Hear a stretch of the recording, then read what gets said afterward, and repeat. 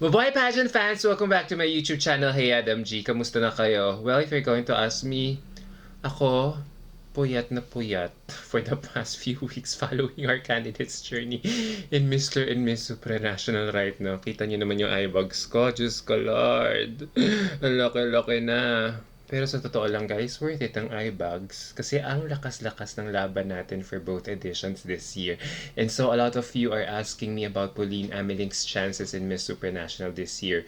So here I am ready to share with you my thoughts if she has what it takes to win based from everything that we have been seeing so far. So let's try to analyze her game plan right now and if it is working. To be honest guys, when Pauline Amelincx was crowned our country's bet in Miss Supranational this year, I was quite sad because I feel she did not have the Supra prototype going for her. Just like you all, I always feel she and Krishna switched titles if we are just to base it on the prototype argument. And you may ask me, Adam, what is the supranational prototype?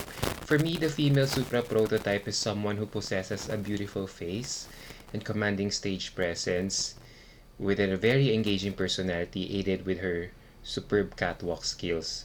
Talagang rampadora, 'di ba?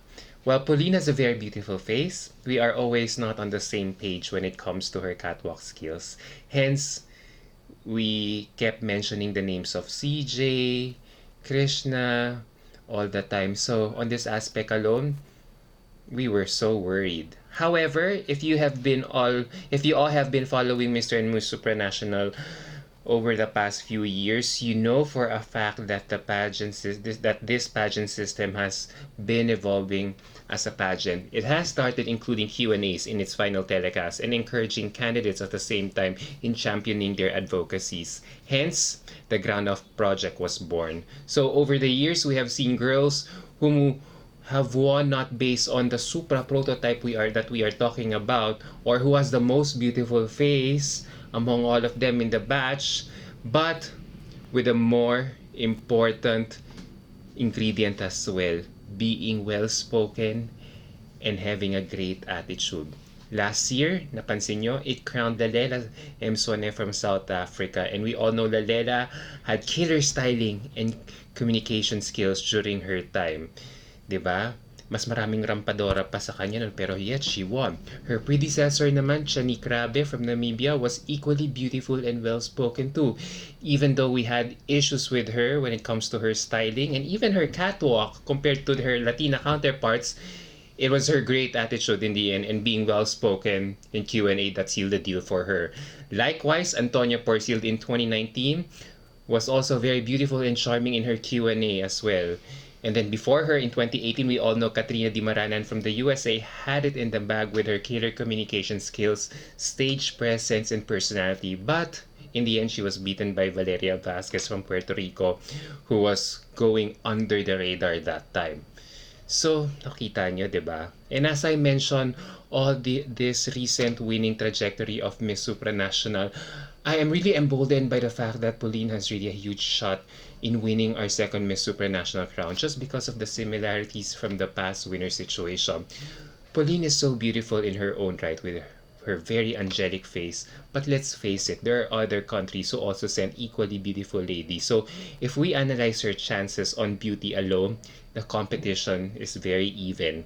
Pantay-pantay silang lahat. But Pauline has so many other qualities which are deemed more important in making her a strong contender for the crown this year.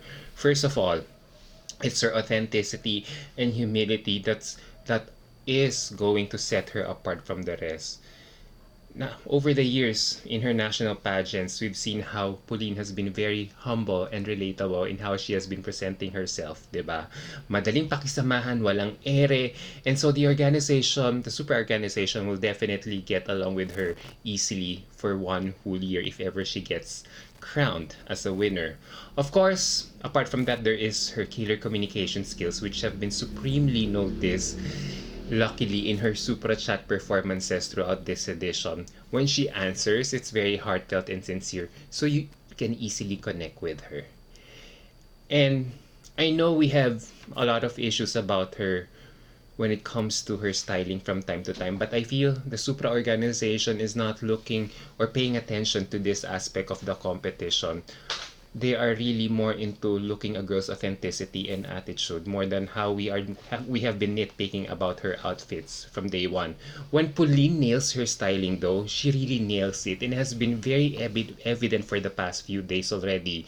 The highlight of which is her styling for the top model challenge last night. She wore this beautiful black cut-out gown by Larry Espinosa, which really stunned me. And to be honest, guys, the first thing that she reminded me when she came out with this was Michelle D's black gown in MUP last time. I say this because both gowns were black with cutouts na may glittery part on the strap side. It was totally different direction for her if we analyze her styling on this one. However, what I love more about her styling here was her makeup. It was fresh, kung napansin nyo, and pulled back. Had she gone with strong eye makeup and big hair, it could have gone towards a different direction, a borderline costumey already. And the result? I really like it. It was very different. It was a very different Pauline that we had seen, a complete deviation from her usual styling that we have been so accustomed with for the past 4 years. And her walk during this challenge, during this top model challenge, was even commendable. It was superb in my opinion. It was very confident and striking. It was very fierce, which also complemented her edgy styling here. And alam naman natin sa top model ng Supra, you have to be fierce and edgy with your catwalk, like how runway models do it, as opposed to doing a pageant walk. And for me, Pauline hit it well here. And there is also another factor that has been noticeable about Pauline since arriving there for the competition, apart from the fact na, from her inner confidence that she displayed during the top model Supra challenge last night. Have you noticed how she has been blooming since arriving in Poland? Yup, she is blooming there in Poland in the sense that ang atake niya, napapansin ko, very mutyada tool. Ang cheerful ng mukha niya, and ang light at ang gaan ng aura niya. Say all what you want about Pauline at this point in time, pero sa mukha, doon siya talaga nanlalaban talaga. And if you put her side by side with the other contestants, lumilitaw talaga siya. She is standing out and hindi mo na kailangan hanapin where she is at that moment kasi lagi natin siyang nakikita. She is always right there. Aminin natin yan, diba? Because we've never seen this kind of Filipina candidate dito sa Supra over the past few years na lumulutang talaga ang presensya in this pageant. Usually, lagi pa natin silang hinahanap among the roster for the past few years, but not in the case of Pauline.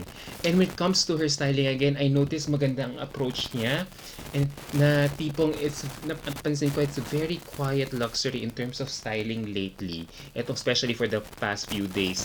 Muted light blue, white, black, beige with occasional pops of color, and napansin mo it's tailored to her body too.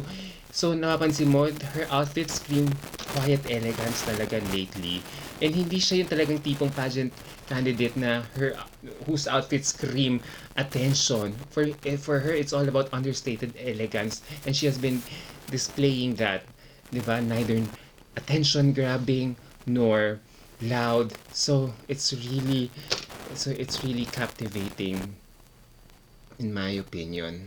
Now we go to her social media presence. In terms of social media engagement, you also get that feeling that Pauline is also a huge favorite as she has plenty of media exposure online compared to her predecessors. She brings so much online engagement to the organization. It's creating so much noise and even to the non-Filipino pageant fans. I know people might argue because she is Miss Philippines and that's expected, but no guys. This is the first time that we have been seeing in a long time that the Miss Philippines is well received by both critics and pageants alike.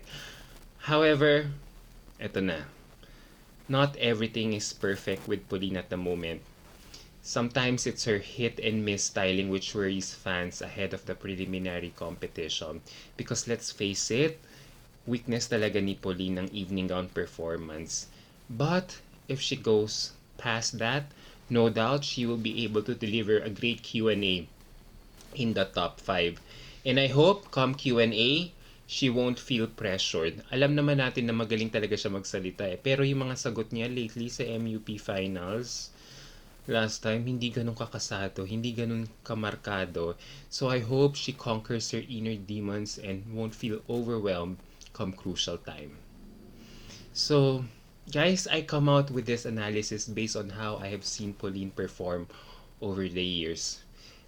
She really grew in me in those 4 years that I have been covering her. She may not take the so-called Supra prototype, but she more than makes it up with her elegance, heart, and substance.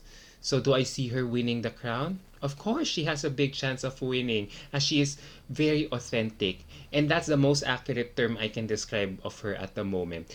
That's the common denominator kasi na nakikita ko that she has with all the recent Supra Queens crowned. They are all authentic and beautiful in their own unique way. Of course, it will bolster her chances if she will have a great styling come finals night. And for me, that's just a bonus. But as early as now, I am already pleased with everything that she has been showing so far. So, anong early assessment ko? Easy top 5 for me. But the rest is up to Pauline to clinch our second supranational crown.